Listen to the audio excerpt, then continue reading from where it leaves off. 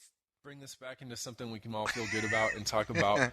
And this is something close to my heart. And I was thinking of this last week. Is the difference in your not just, I don't know, not your porn perusing habits from 20 years ago with the advent of the internet, but just the entire like sociology of pornography between then and now.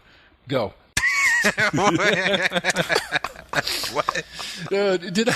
Just thinking of like, you know, the whole thing where like now like porn is fucking ever present. You can get anything you want and it's absolutely free. Whereas like, and I think of the kids now that are growing up, and you see on like forums and shit, whatever it is, like NeoGAF, like non-gaming or something, and you find there's some thread about, you know, nude pictures of Jessica Alba or something league, and everyone's like, oh, gross, and you're like, are kids just different now, like, or what the fuck happened? And I started thinking back of like the shit that I would have to jack off to in high school because there was nothing available, and so, you know, it's like I mentioned this before. Back in the day, but not quite Sears catalog bad. I mean, that's like junior high when you got nothing, right? You're just like hoping your mom's going to order some Victoria's Secret catalog so you can hijack it or some bullshit. but no, like in high school, there'd always be someone who'd get their hands on like a porno, but it would always be from like a gas station or something. And I talked about like the Colossal Combo series was one of the ones that would always be going around for us.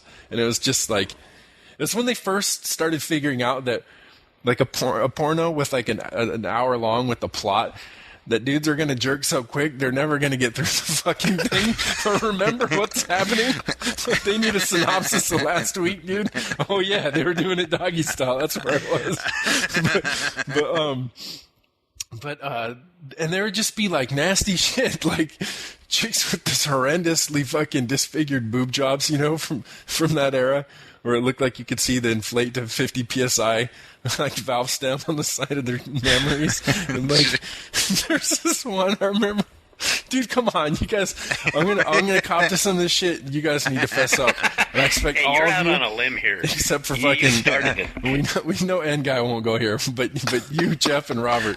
Dude, I'll go here. I got to say, like, I think I may share something with the modern kid who might stumble upon some crazy shit on the internet, because I feel like all the porn that I found when I was a kid, I think like all my friends' parents were complete perverts.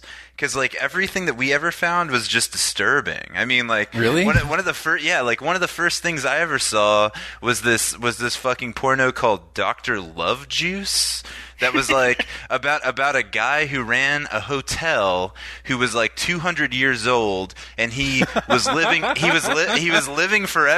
He was living forever because he would sneak into the hotel rooms of women who stayed at his hotel at night and like drink the juices of their secretions? Yes, exactly. Like, so he would like sneak into the rooms and, you know, stick a straw in between their legs and like suck this liquid.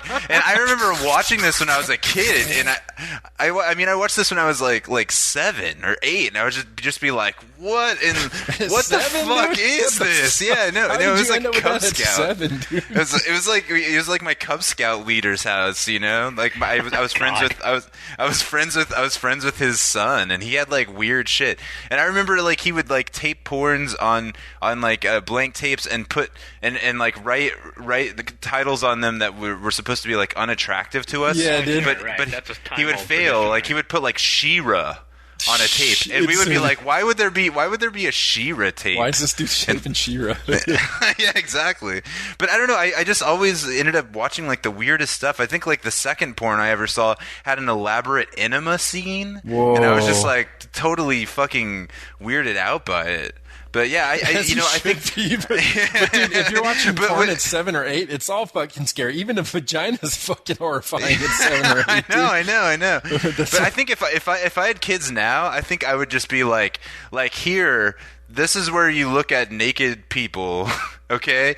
Just don't look at the picture. Just like stay here and don't go to the parts of the internet that are about like shitting in people's mouths. For the love of God, dads today are like getting you know, their if you're kids, curious, like you know, look at this stuff. get your kids Playboy subscriptions so they don't end up on the fucking internet.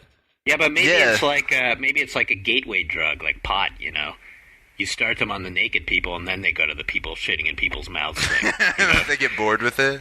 Right. So really, Yeah. you just keep them on things like Seinfeld. It works, So that they or just don't go in down that Robert's route at case, all. you start them with the most fucking horrific shit, the enemas and stuff, and then they graduate to the Sears catalog. Like later on. I was definitely much more excited to just like find a Playboy. I was definitely like more. I don't know. I was always like having the weirdest like run-ins with stuff. I mean, I remember when I was like, still really young. I walking to middle school, walking past a Safeway, and we found someone's dropped like package of developed pictures. Like they had developed pictures at Safeway, and we opened them up, and they were like this guy wearing like knee-high stockings and taking pictures of his dick, and we were just like really fucking Safeway? weirded out. Yeah, it was just sitting on the sidewalk outside Safeway in Grand Prairie, Texas, and so it's just sort of like, oh my god. So, Now, would it have taken a lot of courage for this guy to bring his photos in to be developed at the Safeway in Grand Prairie, Texas? I would imagine. I can't Yeah, imagine what was he like thinking? I don't know. I mean, certainly people saw every picture that you brought in back then. Yeah, 'cause they had to each develop one. them. Yeah, yeah. Right. But I this don't- was I don't also know pre-internet, what- right? So he knew they couldn't be scanned and, Sure, thrown up there was on- no such thing as digital photography, so Right. or at least not consumer level. But There were Polaroid cameras. I mean, if you're gonna, Yeah. I guess people don't think about all that stuff. And you Yeah, just hope that there's like, I remember thinking that back now, yeah, me and one of my girlfriends would take pictures of this shit, had a bunch of pictures of her, take them to fucking Safeway and get them developed, but we'd just be like, they probably see a ton of this shit, dude. There's nothing weird going on, so fuck it, dude. Like, I'm sure there was a lot of that self-bargaining going on. I mean, my first job out of college was a film developer at Wolf Camera, and we very rarely ever found any shit like that. But when something like that popped up, the other dude who like Everyone's ran the gathered development was like, oh dude, come over here, look at this. yeah. Should have thought of that. What Of about, like, course. you still haven't, dude, I know for a fact, especially you, Jeff, like, did everyone had to have caught to, like, stroking it to some shit that was so crummy that as soon as they were done, they're just like, you couldn't bring yourself to get the VCR out of the VHS out of the VCR. You Listen, just wanted I'm nothing a to do. family man. Like So. I remember this one time, it was like a fucking graduation party, and someone got like a movie. It was like fucking this Miss fucking Claus themed with a bunch of elves who were of course midgets, and they got it for a joke. But I remember because there was nothing available, it was making the rounds among all of us afterward. And we're like, fuck, but Mrs. Claus, like, you could zero in. You're like, Mrs. Claus looks nice, like, but there's a bunch of fucking midget dicks poking at her. Like, did you just kind of Okay. like We need to get this back on the rails. This is insane. This is We- the rails, dude. What happens when Sean hosts? I'm not done until I tell you about the time when there's this one in this one episode of Colossal Combos. It was my first exposure to like peen breakage where this guy. This guy's dick was crooked to begin with, but the girl was on top riding, and she was just going hard, and it popped out, and you could just see, we all hit slow motion, because it'd be like sitting on a hill and watching a train ready to fucking hit a car parked on the tracks, and it comes down. And Unstoppable? Yeah, and, twing, and the guy's fucking dick turns into a T-bar, dude. Like a fucking perfect 90-degree angle. Like he could shoot around the corner. Like if you're cruising around town, you'd have to watch out for like a dick poking around the corner, getting ready to shoot at you. Wow, okay, this is the episode I'm not linking to on podcast.com. Are you sure? I think. Hey, Bejeweled fans. Yeah. All right, let's just get serious now. Let's get serious, everyone. God. Yeah, we're gonna have to do a lot of like faux intellectualizing to make up for this. So. Do you think that guy like voted for Republicans? Did he lean to the right? Was the bend to the right or to the left? Oh. Okay.